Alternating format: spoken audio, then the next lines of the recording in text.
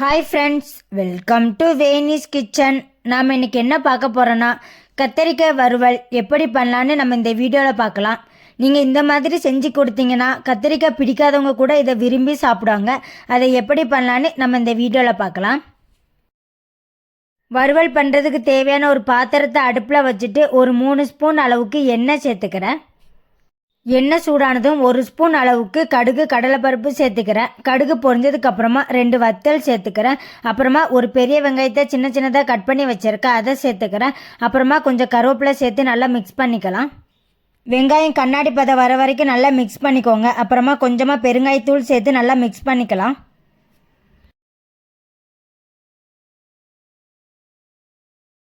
அப்புறமா ஒரு தக்காளியை வாஷ் பண்ணி சின்ன சின்னதாக கட் பண்ணி வச்சுருக்கேன், அதையும் சேர்த்து நல்லா மிக்ஸ் பண்ணிக்கலாம். தக்காளியை நல்லா வதக்கிக்கோங்க. அப்புறமா கொஞ்சம் உப்பு சேர்த்து நல்லா மிக்ஸ் பண்ணிக்கிறேன். தக்காளி நல்லா வதங்கினதுக்கப்புறமா நான் கொஞ்சம் கத்திரிக்காவை கட் பண்ணி தண்ணியில் போட்டு வச்சுருக்கேன், இல்லைன்னா கருத்துரும். அதுக்காக இப்போ அந்த கத்திரிக்காவை நம்ம உள்ளே சேர்த்து நல்லா மிக்ஸ் பண்ணிக்கலாம். கத்தரிக்காவை அந்த தக்காளி வெங்காயத்தில் நல்லா படுற மாதிரி நல்லா மிக்ஸ் பண்ணிவிட்டு ஒரு 5 நிமிஷம் க்ளோஸ் பண்ணி வைங்க. கத்திரிக்காய் உள்ள தண்ணியெல்லாம் வெளியே வந்து கத்திரிக்காய் நல்லா வேகட்டும். இடையில ஓப்பன் பண்ணி வெந்துட்டான்னு செக் பண்ணி பார்த்துக்கோங்க.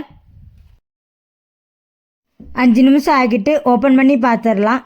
பாருங்கள், கத்திரிக்காய் நல்லாவே வெந்துட்டு. இந்த சமயத்தில் ஒரு 1/2 ஸ்பூன் அளவுக்கு மஞ்சள் தூள், அப்புறமா 1 ஸ்பூன் அளவுக்கு மல்லித்தூள், அப்புறமா 1 ஸ்பூன் அளவுக்கு மிளகாய்த்தூள், அப்புறமா 1 ஸ்பூன் அளவுக்கு மிளகுத்தூள் சேர்த்து நல்லா மிக்ஸ் பண்ணிக்கலாம். ஒரு நிமிஷம் நல்லா வதக்கிக்கோங்க, அதோட பச்சை வாசனை போகிறதுக்காக.